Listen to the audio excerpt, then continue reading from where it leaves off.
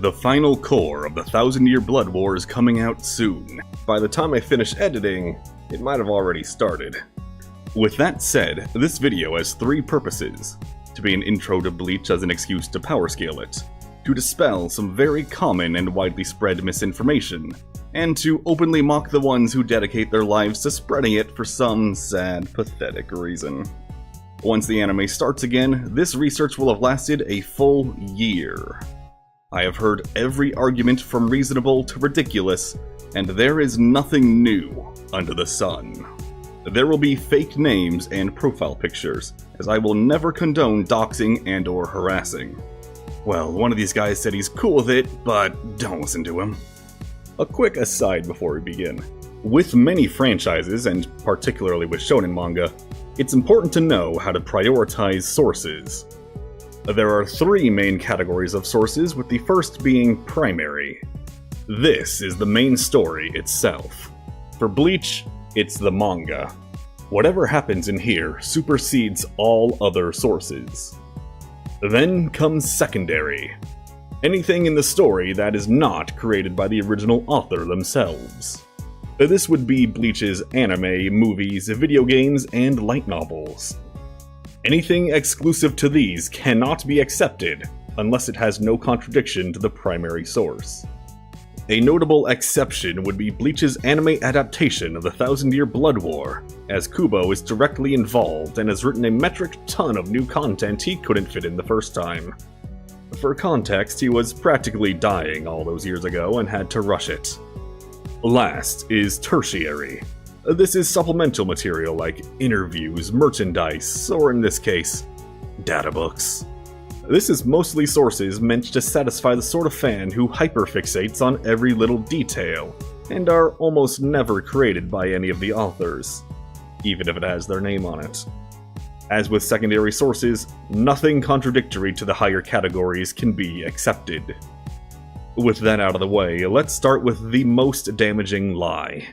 Universes are planets? Allow me to explain the Bleach cosmology, as that alone is enough to eradicate this slander. It all begins with the world of the living, where Earth is. For these man-children, that's where it ends. However, beyond its sky is the moon, stars, constellations, and so on. This world is a copy-paste of our real-life universe, referencing our own history, science, and celebrities. In one of the books, a laser attack even shredded a satellite. Outer space very much exists, and comprehensive knowledge of it is widely known. Gremmy even accurately describes it mid-battle. It is the entire observable universe. When a human dies, their spirit leaves their body, and so too does it leave their world. They wind up in the Soul Society, which has two branches that we know of. For the sake of simplicity, we won't get into the Western branch, known as Reverse London. The Eastern branch will be our focus here. It is another planet that also has a night sky full of stars, more advanced science, and has even built spaceships fueled by dimensional distortions. In the Soul Society, natural lifetimes are extended to thousands of years. And just like the world of the living, new life can be created. To balance out the living, when a spirit dies, its residual energy and memories are dispersed, and that life is reborn in the world of the living once more. There's just one little problem in this system. If a soul rejects their movement through the cycle, they might become a hollow. A monster whose heart becomes a white mask and feeds on other souls to grow stronger. That's where Soul Reapers come in. These are people from the Soul Society that generate spirit energy inside them, and join the 13 Court Guard Squads to protect the balance of souls. That job includes forcing souls between worlds when something binds them, and hunting hollows whose hunger would tip the scales. There is a third world called Hueco Mundo, where hollows live and fight each other when not out hunting. This world has an eternal night, and one moon forever in a crescent. In one manga panel, we see what might be some very distant stars, but that's it. In the novels, it's called Endless Sand, implying the entire realm is this one dune and a few other slightly less deserty locations. As a fun bit of trivia, the sand of Hueco Mundo is said to be the remains of an impossibly high number of dead hollows killed by the Soul King. Okay, so these are all just planets, right? Wrong! Between each of these worlds and beyond the physical borders of their universes is the Garganta, an infinite black void of chaotic spiritual energy. No stars can be seen in any direction. Up, down, left, right, forward, backward, absolutely nothing to see in any direction. This is a complete visual obstruction. If it were between planets or solar systems, there would be no stars. If it was between galaxies, there would be no constellations. Each realm has their own stars, their own galaxies, their own universe. Hell, one of the books even has the following quote: "If the world of the living and the Soul Society could be likened to planets," which explicitly confirms that they are not just planets. Spoiler section. Check the chapters to skip ahead if you want to avoid this. These three worlds in the Garganta were created somewhere around 1 million years ago by the Soul King, as well as the concept of death. Back when he was born, there was only the primordial sea and hell. Humans were immortal beings that would get consumed by hollows, which ran rampant. Back in those days, the strongest form of hollows could even be born from thin air and cause mass destruction. Adneus, a hybrid being born of all races, brought order to all life by separating them from the primordial sea. In doing so, he split from the infinite sea of creation 3 realms and an infinite expanse of chaotic spirit energy for them to float in. They are shown time and time and time again to be equal in size. The 3 are attracted to each other like magnets, so the newly seated Soul King was tasked with upholding his new order by releasing a constant pressure in all directions of his palace, which is located in an isolated pocket dimension either inside the Soul Society or on the border of it. It's unclear which. From this position, he can hold apart all the realms like Atlas times 3. If balance is ever lost, well, just imagine a man lifting a dumbbell and one side gains or loses a weight. Everything topples over. For a bonus measurement, Hell is an infinite pit equal in diameter to the world of the living, which sits atop it and acts as a lid. This lid is held firmly in place by the massive pressure coming from the other 2 worlds with spirit powers. When too many powerful beings are killed or have their power sealed, the world of the living moves a tad, and a little bit of hell can leak out. Another lie about the cosmology is that they're all in one universe, but overlap each other in the same space. Not only does the Garganta disprove this, as there'd be no space between them, but so too does Hell. If they all overlapped, all of reality would be its lid, not just the world of the living. Then we also have the Dawn Guy, a hyperspace tunnel with a distorted space-time that Soul Reapers use to travel between the 2 normal worlds.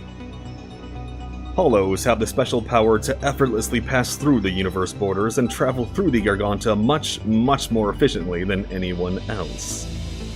On to the second lie, which is both a 2-parter and possibly the dumbest thing ever said in power scaling history. Light isn't light speed?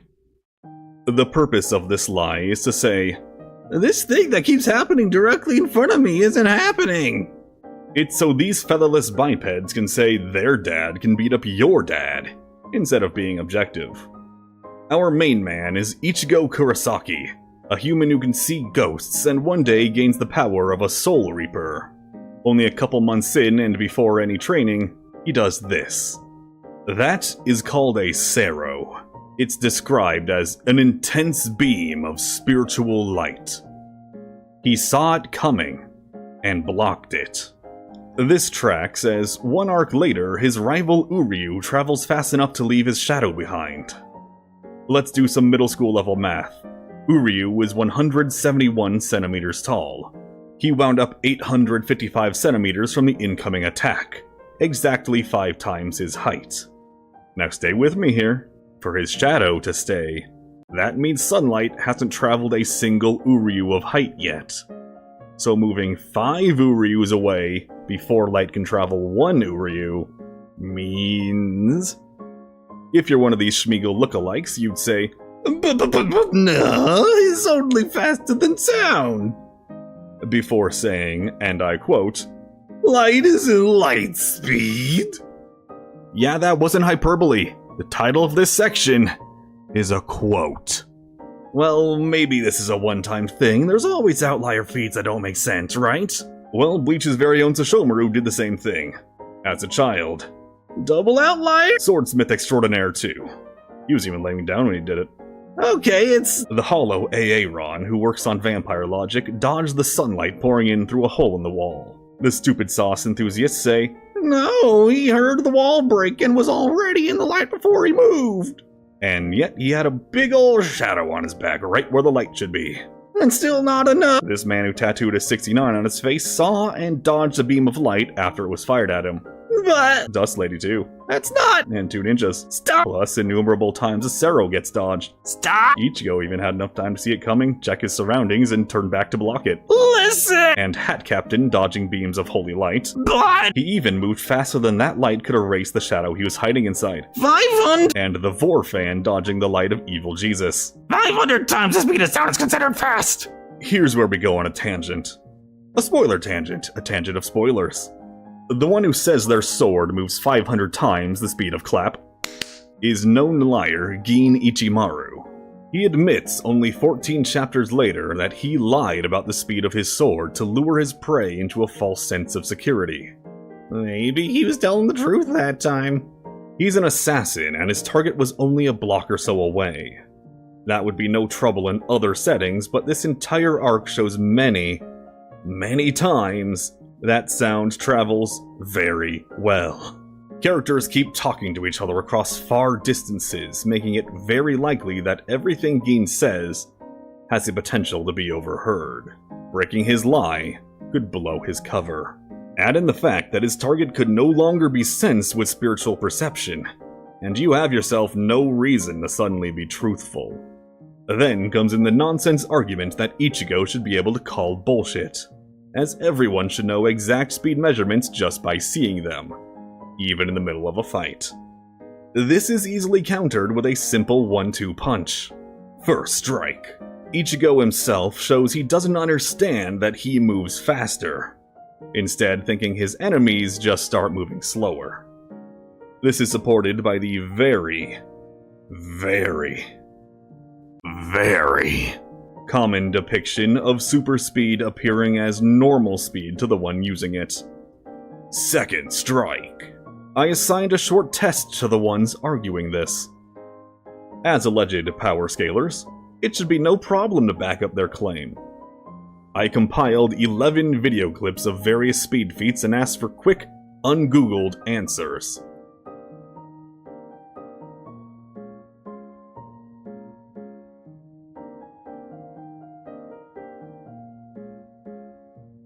They got 0 correct.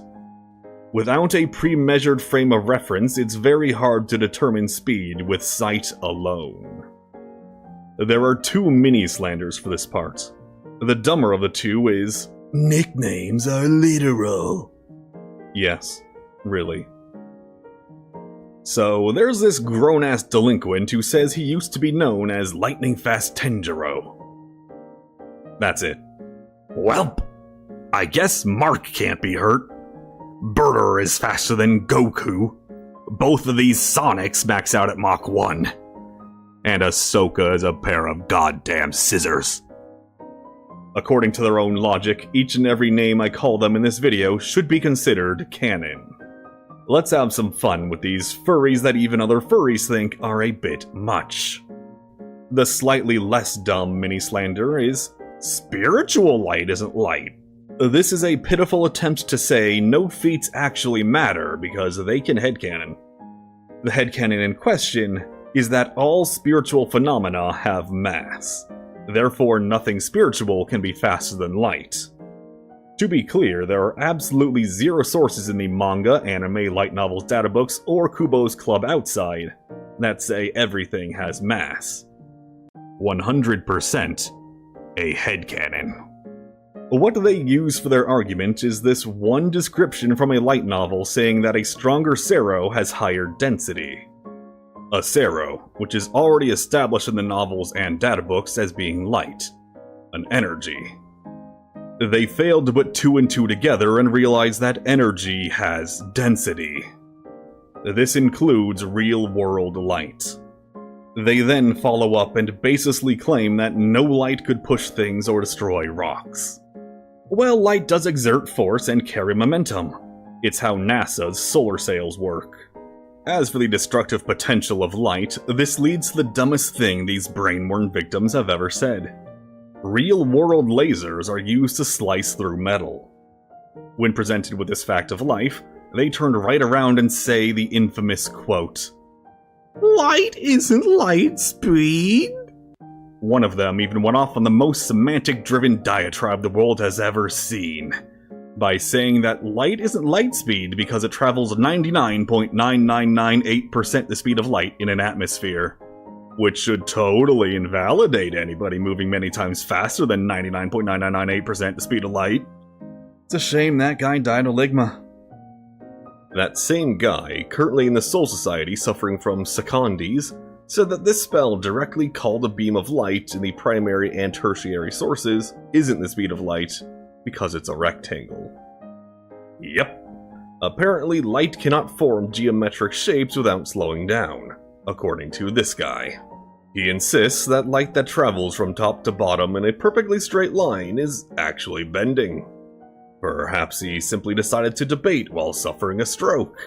The world may never know. To be thorough, I'll briefly explain the difference between all the power system terms. It all starts with Reryoku, or spirit energy. This is the power generated inside Soul Reapers and is the rawest form of all spirit particles. Then we have the one name-dropped the most in the series, Reiatsu, or spiritual pressure. This is not a physical thing, but rather the force of releasing Reryoku. For spiritual pressure to occur, spirit energy needs to be used. The last kind is the one seen most often in the series, Reishi, or spirit particles. This is solidified Reryoku and makes up all physical objects and even the terrain itself of the 2 spirit realms.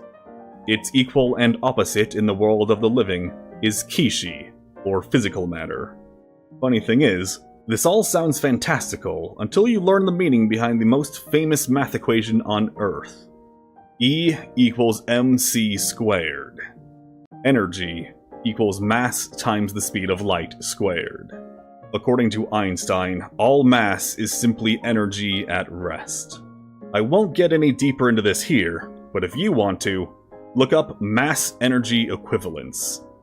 It's not a perfect analogy, but you could think of Reishi as antimatter, as it behaves identically to matter. Spoiler evidence ahead. Quincies can convert spirit matter into spirit energy, and the equal and opposite is true for Fullbringers, humans wielding hollow powers. They can turn physical matter into physical energy.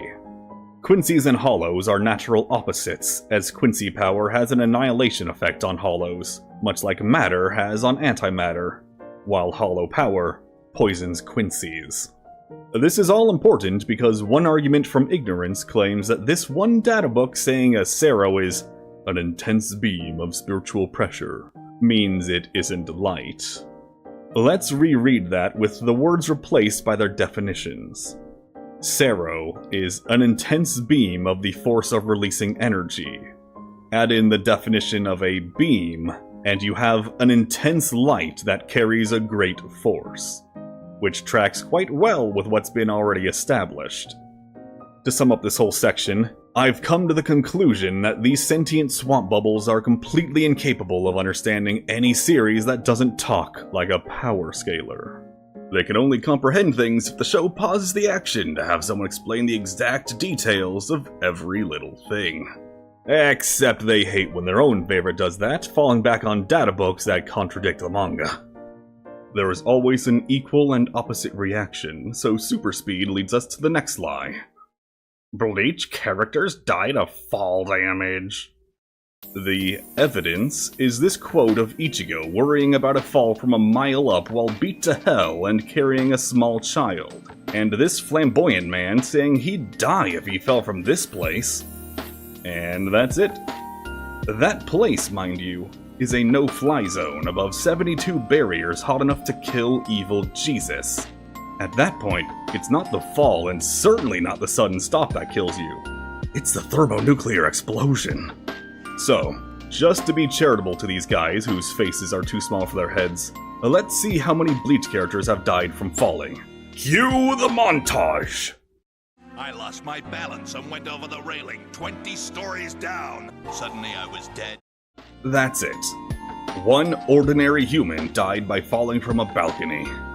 Now, to stay objective, we must watch the other montage of people definitely being mortally wounded by falling. Cue the montage.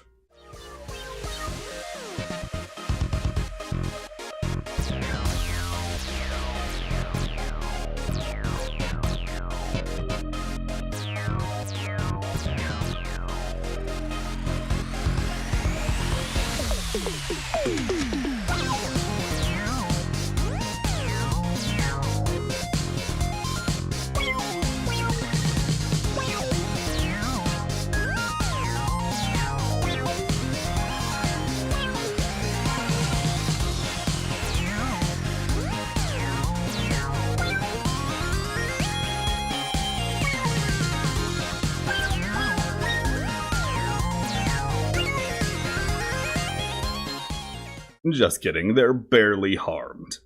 The next lie is another thing these homo fatui swear there's no resistance for. Bleach has no defense against delusions. You can probably guess from context clues, but if you can believe it, this is another fruitless attempt to say, my dad can beat your dad. This one is also both incredibly sad and incredibly wrong. Let's go down the spoiler-heavy list from weakest to strongest anti-illusion feats. At the bottom is Tatsuki, Ichigo's friend and only slightly above normal humans. She got her memories rewritten by the Soul Reaper equivalent of the Men in Black Neuralizer. She broke through the fake memories but only has a fuzzy recollection of the truth. Orihime, with her dormant spirit power, was also hit with it, and she wasn't fooled for even a second. In the Turn Back the Pendulum arc, between chapters 315 and 316 for new readers, Shinji effortlessly identifies and breaks through Aizen's cloaking spell. Bambietta found herself unable to break free from Shinji's Shikai, which forces his opponent to play with inverted controls. She may not have escaped, but she did find a workaround. Just throw bombs wildly until Shinji gets hit. Unlike her, Aizen completely negated Sakanade. Chad and Orihime fell under the effects of Book of the End. They began rejecting the fake history it forced upon them, but they were knocked out and cured by outside forces before failing or succeeding in freeing themselves. Byakuya was also stabbed by Uncle Tsukishima, but he's just built different and blew a hole through the man's chest, never once faltering. Rukia and Byakuya were both placed under the effects of Asnot's Tartarphorus and broke out without too much trouble.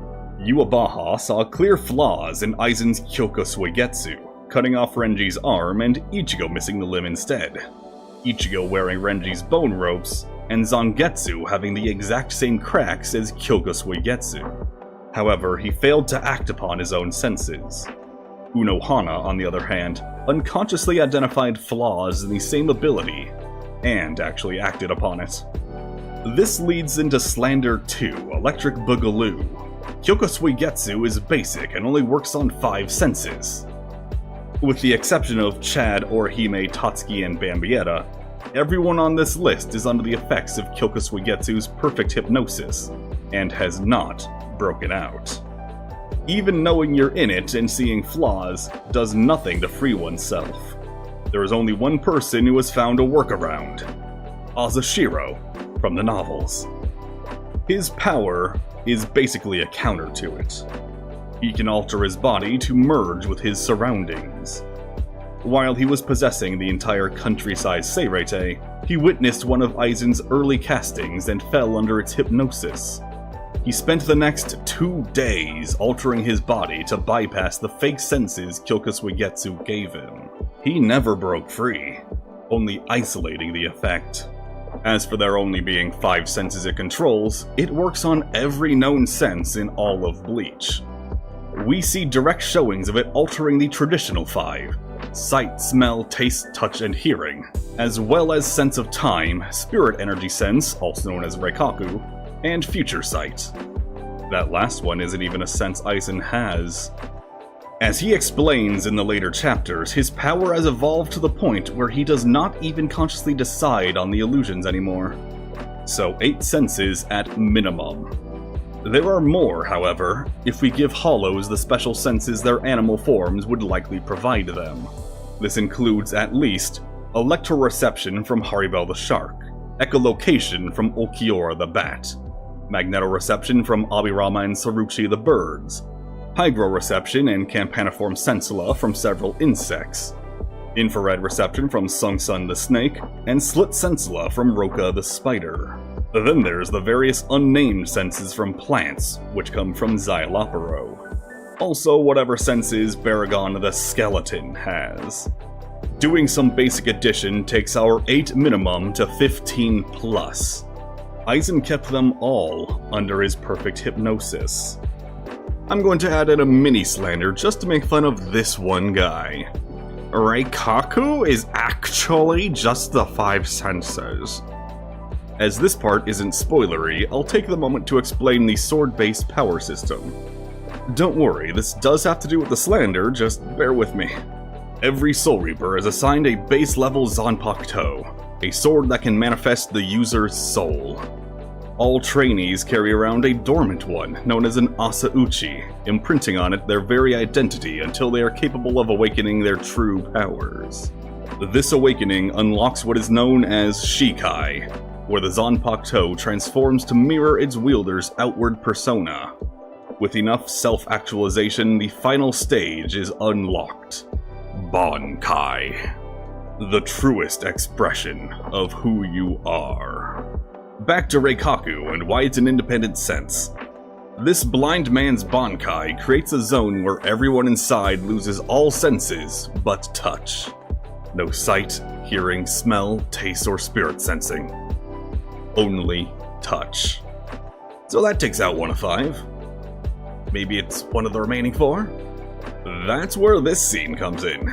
There's a thick barrier around the entire Seirete, and every Reaper inside is capable of sensing Ichigo's heroic arrival approaching before he busts through. Nobody can see him, hear him, taste him, smell him, or touch him. Yet they all sense his approach. So why did I bring up the first part if this one covers all 5 senses? Because they see Rukia here say, "Do you feel that?" and say, "Huh, she said feel, that means it's touch." These discount chatbots don't have enough RAM to remember both at once and get stuck in a loop of using one to deny the other. It has to be touch. It's not touch, so it's the other senses. It's not the other senses. Ha! She said it's touch. Ad infinitum. Speaking of circle-based logic, the next lie is, Bleach locations are really small. This one is caused by Kubo's love of describing things based on how long it takes to travel between specific points. To start with, the Seirete, the big circular city where all the Soul Reapers live, train, and operate out of. It has 4 gates evenly spaced around it. Someone very knowledgeable says the walk from one gate to the next takes 10 days. That already sounds impressive, but let's do some middle school level math to find out how impressive. If walking 1/4 of the circumference is 10 days, a full trip around is 40. With an average walking speed of 5 kilometers an hour, we just need to find out how much time each day is spent walking. I have 2 ways of measuring this, lowball and highball. In the lowball, each day has 8 hours of sleep and 6 hours of rest, leaving 10 hours a day dedicated to walking. That's 50 kilometers a day for 2,000 kilometers total. The highball is walking every hour of the day, totaling 16. That's 80 kilometers a day for 3,200 kilometers total. To get the diameter, you divide by pi to get 636 kilometers lowballed and 1019 kilometers highballed. As an extra, if they walked non-stop, it would be 4,800 kilometers around and 1,528 across. For an American audience, the lowball is slightly larger than New Mexico. The highball is between Texas and Alaska, while the extra highball is noticeably larger than Alaska. For the second location, the one with the most lies around it, we have Las Noches, the Palace of Hueco Mundo and home to the strongest hollows. This one's both easier and harder to scale, as it's a 3-day trip to an unknown location. This is set at the center of one of its square walls, but the gate being talked about is never seen. The man-sized tardigrades say they can pixel scale it to only a few kilometers long. However, the exact panel they use for their measurements is the same scene where the characters themselves say it's messing with their sense of scale. This is backed up in a meta sense too. Kubo is pretty good at drawing architecture with proper vanishing points, but for this shot of Las Noches, it's all over the place. Even the drawing itself is telling you, the scale is unfathomable. We even have Ichigo and Co. run to exhaustion without making any noticeable progress. Ichigo once trained for 10 days straight, and only a few days before entering Hueco Mundo said he could run on a ski machine that sucks out your energy for a full week. The nerd fired arrows with his arrow-repellent glove for a week straight. Chad trained against a Bankai for a whole day. One of these things is not like the others. So let's just take the word of this kid who knows more than a kid reasonably should. The general consensus is that it's 180 kilometers per side, but I did my own math anyway. They aren't exactly walking when doing this, which makes speed tricky. They run, and they ride a giant snake of unknown speed, so I'll just guesstimate their speed at a nice low 5 miles per hour. A good jog speed. That's 8 kilometers an hour, so we need to figure out the gate's possible locations. For a lowball with plenty of rest, it's on the exact opposite point, meaning it's 240 kilometers total, or 120 kilometers per side. That's the size of Connecticut. The highball puts it around the corner, and with plenty of rest, it's 240 kilometers per side, or nearly 1 West Virginia. With only jogging and sleeping, it's 128 kilometers per day, meaning the restless lowball is 192 kilometers, or larger than Maryland, while the highball is 384 kilometers, or the size of Illinois. The last location to scale is the Royal Palace. This is 5 floating cities surrounding a massive pillar-shaped castle, and it looks this big from 1,000 ri, or 4,000 kilometers, away. That's nearly 1/3 the width of Earth. Doing some math I've never done before and may have messed up, we can measure the palace to be 516 kilometers by 123. From there, we can measure each city to 255.5 kilometers, or the size of Pennsylvania. That makes the full location 974 by 929 kilometers, or half the size of Alaska, but nearly a Texas and a half. Each of these locations is easily country-sized. That about does it for the basic intro to Bleach level scaling. I could go over more lies if there's demand for it. There's some pretty dumb ones out there. Like no characters having attack potency above hill level, the royal palace sitting in the sky above the world of the living, and one guy who said Gremmy doesn't scale to Gremmy. If you want more simplistic yet thorough power scaling, click the link over here. If you want to tell me I'm stupid, the comment section is down below. Either way, remember one thing. No matter who you are, where you are, or when you are. Have a good one. Eder out.